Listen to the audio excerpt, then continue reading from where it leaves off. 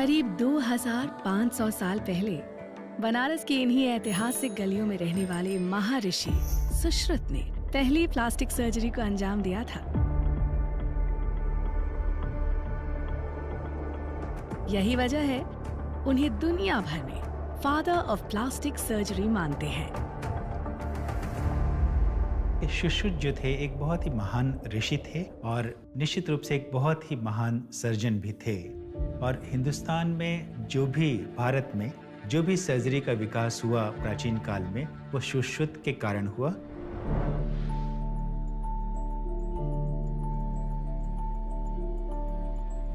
सुश्रुत का ज्ञान हमें उनके लिखे ग्रंथ में मिलता है, जिसे सुश्रुत संहिता कहा जाता है। और ये वाकई किसी खजाने से कम नहीं।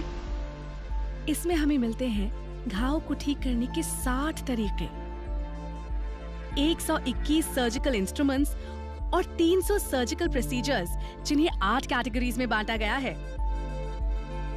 और इन्हीं में से एक है राइनोप्लास्टी, जिसे आमतौर पर नोज जॉब भी कहा जाता है। पहले आपको पता है कि हिंदुस्तान में नाक कान काट कर अपमानित करने की सजा बहुत दी जाती थी, तो या कभी कभी चोट से या रोग से भी नाक क्षतिग्रस्त हो जाती थी, तो लोग सुश्रुत के पास जाते थे नाक को बनवाने के लिए। तो नाक को बनाने के लिए वो एक पीपल के पत्ते का लेके नाक पर रखते थे और नाक के आकार का काट लेते थे। अगर कटी हुई नाक है तो किसी उसी उम्र के दूसरे व्यक्ति के नाक पर रख के एक आकार काट लेते थे और फिर उसको गाल पर रख के उस आकार का मांस निकाल के फिर नाक पर उसको लगाते थे। तो नाक पर उस गाल से खाल जो ली गई होती थी उसको लगाने के बाद विभिन्न प्रकार के लेप लगाकर उसको कॉटन या रुई लगा के उसको अच्छी तरह से चिपका दिया जाता था और वो उसको कुछ दिनों तक वैसे ही चिपका छोड़ देते थे। एक सर्जन के लिए सबसे जरूरी चीज होती है उनके टूल्स। सुश्रुत ने 121 सर्जिकल इंस्ट्रूमेंट्स को इन्वेंट किया था।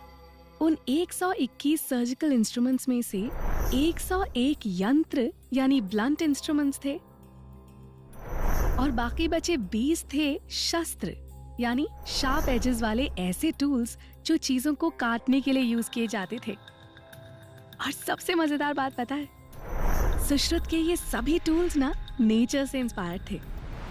जैसे कि काकामुखा यंत्र की इंस्पिरेशन थे कौवे, सिम्हामुखा यंत्र को शेर की मुंह जैसा बनाया गया और कंकामुखा यंत्र को बगुले की चोंच जैसा।